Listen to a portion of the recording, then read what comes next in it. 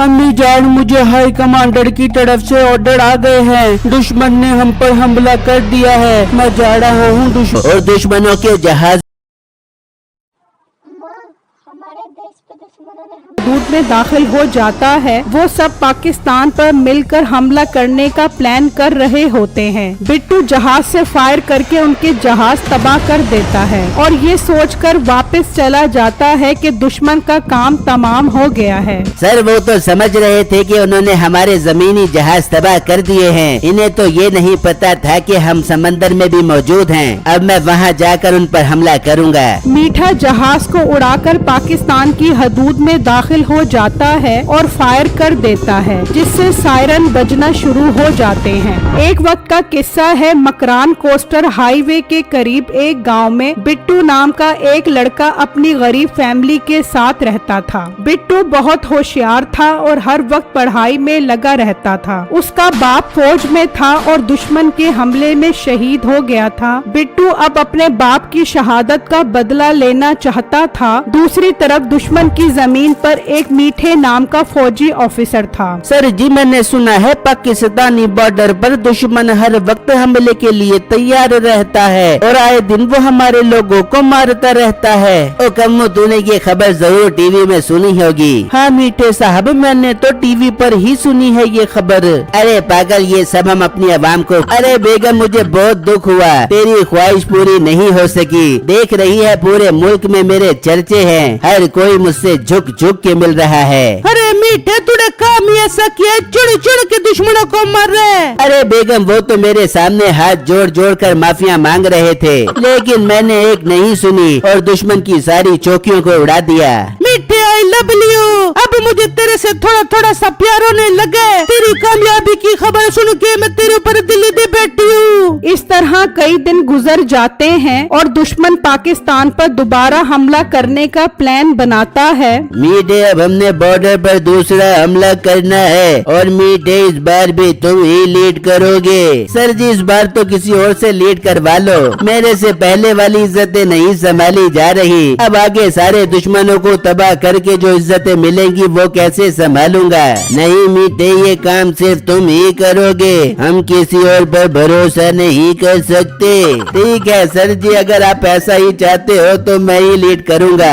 वहाँ बिट्टू भी एयरक्राफ्ट सीख जाता है। देखो बिट्टू, अब तुम एयरक्राफ्ट बहुत अच्छा चलाने लग गए हो। मैं चाहता हूँ अगर कभी भी दुश्मन हम पर हमला करें तो तुम उनका मुकाबला करो और उनके पायलट को जिंदा पकड़ कर लाओ। सर जी, आप बेफिक्र हो जाएं। पहली बात तो दुश्मन हम पर हमला नहीं करेगा और दूसरी बात, अगर उसने हम पर हमला कर भी दिया तो मैं उसे मुंह तोड़ जवाब दूंगा। बिट्टू, मुझे तुमसे यही उम्मीद है और यही टाइम भी है तुम्हारे वालिद का बदला लेने का।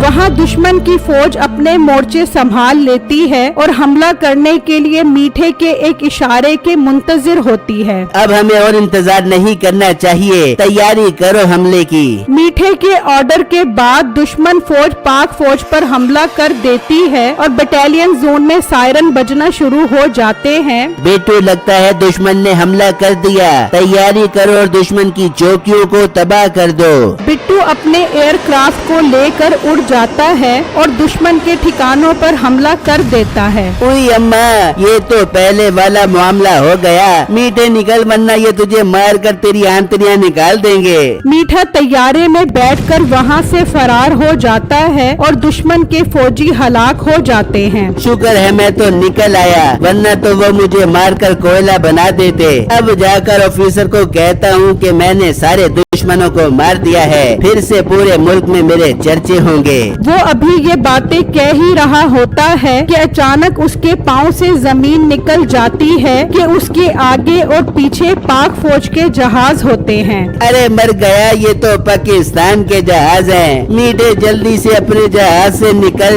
वरना ये जहाज को तबाह कर देंगे। इतने में बिट्टू फायर कर देता है और वो सीधा हेलीकॉप्टर को हिट करता है, लेकिन खुशकिस्मती से मीठा हेलीकॉप्टर से बाहर निकल आता है और जमीन पर आकर गिरता है। उसे देखकर वहाँ कुछ लोग आ जाते हैं। शुक्र है मैं अपने देश में ही गिरा हूँ, देखो लोग कैसे मेरा इस्तकबाल करने आ रहे हैं। ये तो फौजी है, लगता है ये जहाज से गिरा है। हाँ मेरे भाई, मैं दुश्मन दुश्मन का मुकाबला कर रहा था और उनके काफी सारे जहाज भी गिरा दिए हैं, क्योंकि मैं एक बहुत बहादुर इंडियन पायलट हूँ। क्या तू इंडियन पायलट है? जी जी भाई, मैं आपका अपना इंडियन पायलट हूँ, उठा लो मुझे अपने कंधों पर। शायद तुझे समझने में गलती हो रही है, तू इंडिया में नहीं गिरा बल्कि पाकिस्तान में गिरा है। ये आप क्या कह रहे हो भाई लोगों? हम ठीक कह रहे हैं, तेरी तो हम दुर्गत बनाते हैं। तभी वहाँ पर बिट्टू आ जाता है। ये तो वही पायलट है जिसके झूठे चर्चे पूरे मुल्क में हो रहे थे।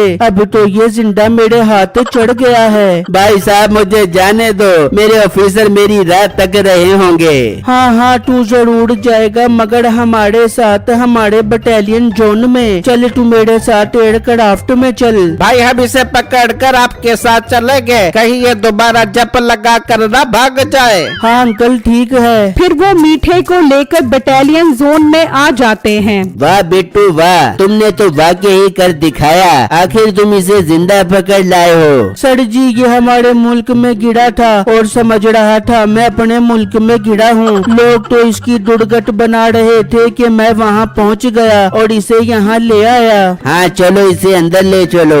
वो मीठे को अंदर ले आते हैं और उसे चाय पिलाते हैं। हाँ मीठे बताओ चाय कैसी है? It is very fantastic. वहाँ ऑफिसर को भी पता लग जाता है कि उनका विंग कमांडर पाकिस्तान के हाथ लग गया है। ये तुम क्या कह रहे हो? वो तो बहुत जाबाज सिपाही था, वो हमारे लिए बहुत अहम है, उसे किसी भी तरह वापस लाना होगा।